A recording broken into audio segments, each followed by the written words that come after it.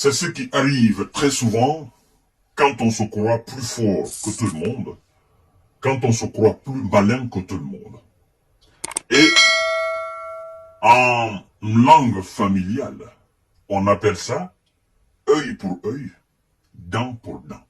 Tu me fais, je rembourse, sans même chercher à comprendre.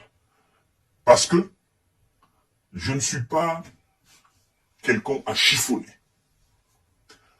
Presque un demi-milliard de dollars américains que la Russie vient de saisir.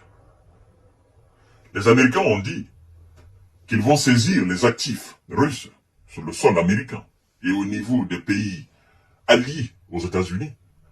Ils ont d'ailleurs dit que ces actifs iront dans la reconstruction, les actifs russes iront dans la reconstruction de ce qu'ils appellent l'Ukraine. Alors, la Russie a mis en garde plus d'une fois les États-Unis pour dire vous allez périr dans ça. Parce que vous savez que vous avez beaucoup d'actifs dans notre pays. Vous avez beaucoup. Et vous vous faites des milliards de dollars sur notre territoire. Et donc, tentez de saisir nos actifs dans vos différents pays. Ça va retourner contre vous. Nous vous prévenons. Ne le faites pas. Parce que nous serons sans limite et sans aucune forme de pitié. Et donc, mesdames et messieurs, c'est ce qu'on assiste là. Partagez la vidéo dans tous les groupes possibles. La Russie met la main sur un demi-milliard de JP Morgan. JP Morgan, c'est une banque américaine. La justice russe a ordonné le gel d'avoir de la banque américaine en Russie, à la suite d'une procédure similaire aux États-Unis contre la banque russe VEB. Alors, l'on nous dit, la guerre froide autour des actifs et des entreprises ne cesse de se renforcer. Et nous entrons dans les profondeurs, mesdames et messieurs, c'est très important de le savoir. Presque un demi-milliard de dollars, 440 millions exactement, que la banque russe s'apprête à saisir au nez et à la barbe de JP Morgan. La banque américaine s'est vue infliger une telle sanction mi-avril par une cour d'arbitrage de Saint-Pétersbourg dans un contentieux avec la seconde banque russe VTB. Elle n'a été publiée que mercredi. Partagez la vidéo dans tous les groupes possibles. Alors, l'on nous dit que selon Bloomberg et le Financial Times, l'institution russe a justifié cette saisie exprès par le fait que JP Morgan serait en train d'organiser la sortie de ses actifs du pays. Quel pays? La Russie. Ils pensent être plus malins.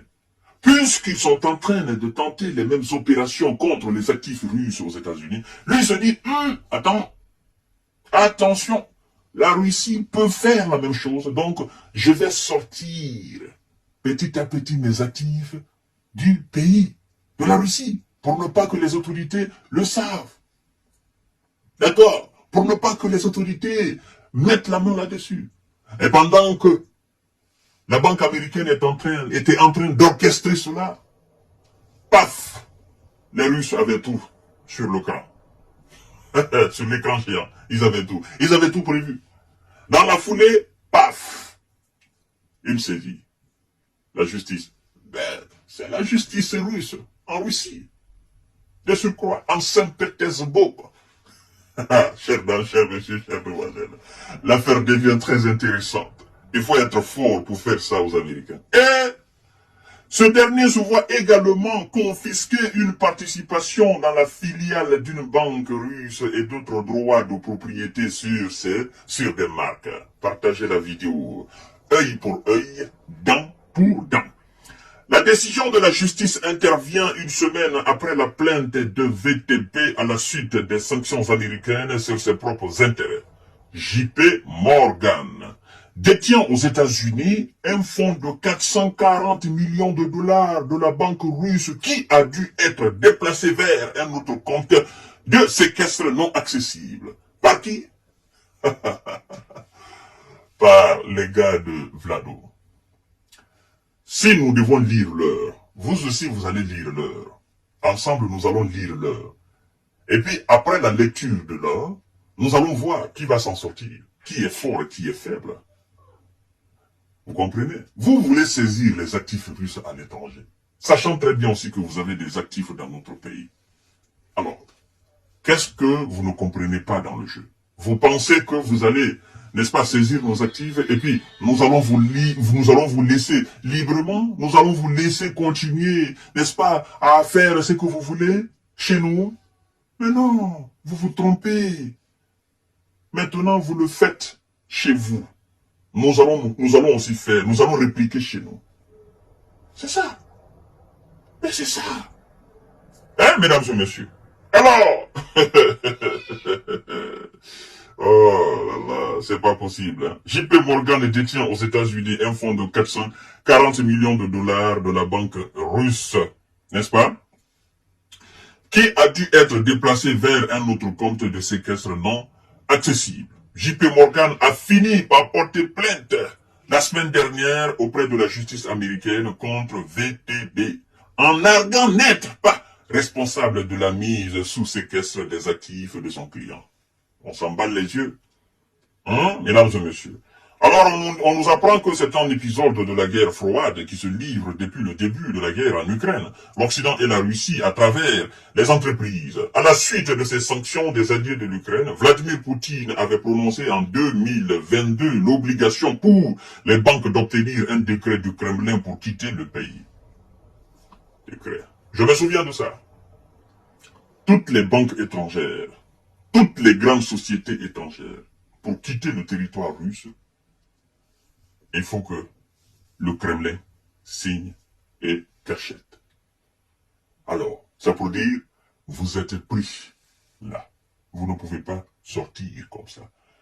Et dans cette situation, il y a des entreprises quand même européennes, françaises notamment, américaines, hein, italiennes aussi, mais aussi autrichiennes, nous allons y venir tout à l'heure, qui ont décidé de rester malgré les sanctions américaines, malgré la pression américaine, hein, en disant il faut réduire, n'est-ce pas, la productivité en Russie. Il faut réduire, il faut chercher même à quitter. Mais ce sont des milliards de dollars qui sont là-bas et qui appartiennent à ces entreprises. Chers dames, chers messieurs, chers demoiselles. Si c'est le Kremlin qui doit signer pour que ces entreprises et ces banques quittent le pays, moi je pense que la tâche est presque... c'est fini pour ces entreprises.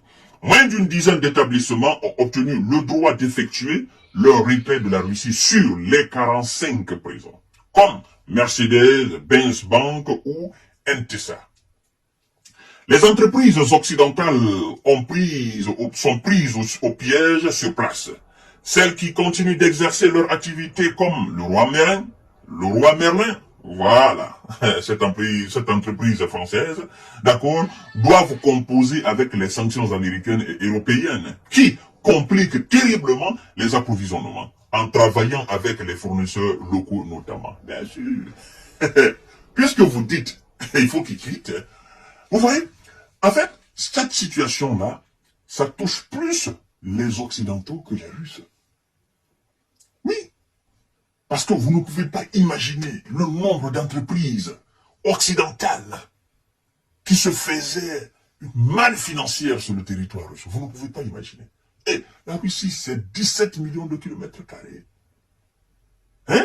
Dans toutes les grandes villes russes, dans toutes les villes russes, il y avait des entreprises étrangères, des entreprises occidentales qui opéraient, qui se faisaient de l'argent, qui venaient avec des produits. Ça ne s'arrêtait pas. Même les agriculteurs européens envoyaient des fruits là-bas.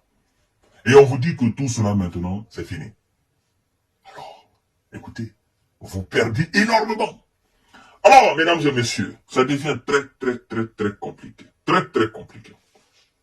D'accord? L'on nous apprend que celles qui tentent de partir, ils laissent de nombreuses plumes. Vous comprenez? Leurs actifs étant souvent rachetés à vive prix par les sociétés locales ou nationalisées et offertes, n'est-ce pas, aux proches du régime. Ce dernier scénario s'est abattu sur Danone, par exemple, ou Henken. Depuis l'an dernier, une taxe de sortie d'au moins 5% de la valeur marchande des actifs concernés a été ajoutée. Je ne vais même pas aller plus loin, parce que vous avez compris la quintessence de l'émission. Je me rappelle de la situation de Danone, où M. Volodymyr Zelensky lui-même a critiqué ce géant français en disant, mais vous ne pouvez pas continuer à nous soutenir militairement sur le terrain, tout en offrant aussi de l'argent à la Russie. Soit vous choisissez de nous soutenir, ou soit vous choisissez de soutenir les Russes. Mais vous ne pouvez pas soutenir les deux. D'accord? Et je crois que Danone n'a même pas répondu à cette attaque de M. Volodymyr Zelensky. Mais vous voyez, mesdames et messieurs, les Américains pensent, ils pensent avoir le pouvoir surtout, au fait. Ils pensent que tout est permis. Donc il faut attaquer ici, il faut attaquer la Russie partout. Il faut essayer de porter un coup dur, n'est-ce pas, à la Russie. Sauf que la Russie, c'est pas un petit pays. Hein? Et ceux qui sont à la tête ne sont pas naïfs. Ils savent exactement ce qu'ils font, où ils mettent le pied. Ils savent aussi exactement comment il faut porter un coup très dur à l'Occident, l'ensemble de l'Occident. Vous imaginez? Vous imaginez, la Russie, c'est un seul pays. Hein? C'est un seul pays. Donc si la Russie doit saisir les actifs américains, les actifs français, les actifs belges, les actifs allemands, les actifs britanniques, les actifs australiens, les actifs sud-coréens, les actifs autrichiens, les actifs, n'est-ce pas, polonaises, les actifs finlandais, suédois, les actifs encore italiens, espagnols, portugais. Ils sont nombreux. Qui est gagnant et qui est perdant? Et ils sont nombreux comme ça. Et ils ont des entreprises là-bas. Et la Russie, elle est seule. Vous voyez? Moi, je pense souvent que ces gens, ils ne comprennent pas, au fait. Et si la Russie doit saisir les actifs de tous ces pays-là, mais qui perd? Et ce sont eux qui perdent. C'est pas la Russie qui perd. Oui. Parce que les actifs russes ne peuvent pas égaler ce que les entreprises occidentales, n'est-ce pas, ont sur le territoire russe. Oh, mesdames et messieurs, ils vont lire l'heure. À tout à l'heure pour notre série d'informations et de décortiquage. Œil pour œil, dent pour dent. Voilà. Partagez la vidéo dans tous les groupes possibles.